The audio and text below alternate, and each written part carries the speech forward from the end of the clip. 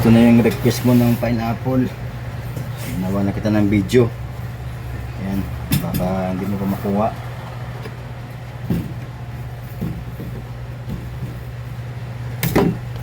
Ang ating pineapple, Brad.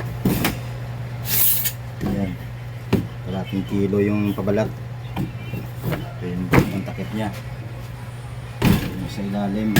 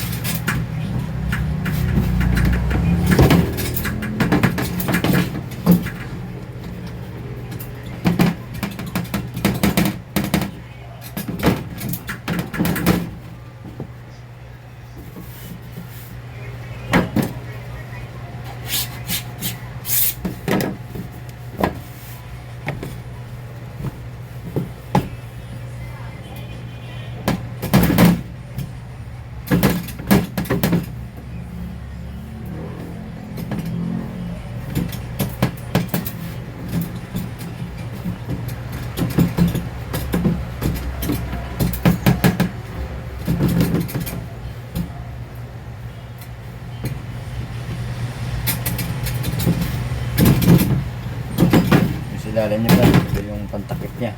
Yan. Yung mga pinampalaman. Ito na yung palaman niya, Brad. Nagawa natin. Yan. Ito yung palaman niya. Lagay na natin. Kalating kilong kung start lang yan. Yan.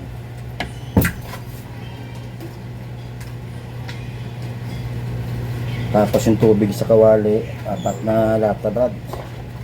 Tapos yung sa start ng tubig niya, 1 kalahati. Kuloy mo muna bago ilagay yung cornstarch na may tubig na 1 kalahati.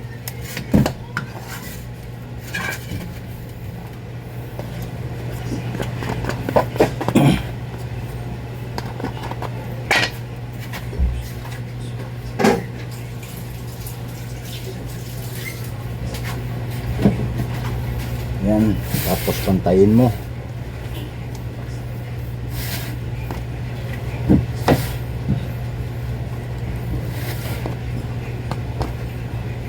Yung tubig sa kawali, yung pakuluan mo, 4 na lata. Tapos yung asukal, 600 grams. Tapos, depende sa'yo kung pang pineapple ilagay mo o mismong pinya talaga. Maganda pinya eh. Ayan. Tapos margarine 30 grams ilagay mo dun. Pagkakuloy ilagay mo yung cornstarch na kalahati. Tapos yung tubig 1 kalahati na lata. Ito 75 ml.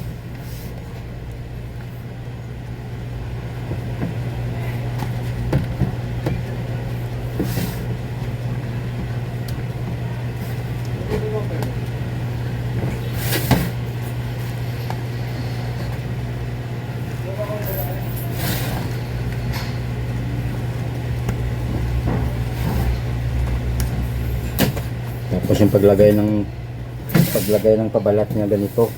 Yan. Diba pahaba yan. O, tupi mo ng ganyan. Tapos lagay mo dito. Yan. Tapos lagay mo sa gitna. Pakatapin mo yung isa. Tapos isa. Yan.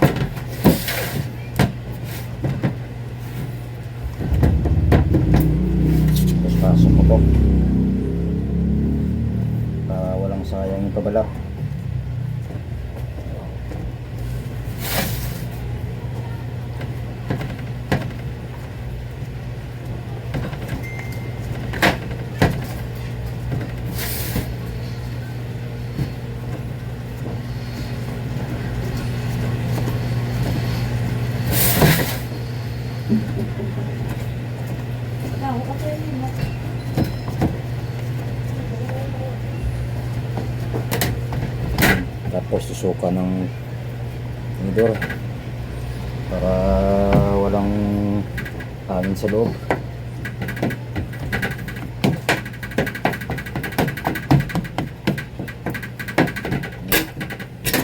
Isahin mo ng mga 10 minutes bago salang, tapos banyan mo ng itlog sa taas bago salang. Ayan na, ating pineapple.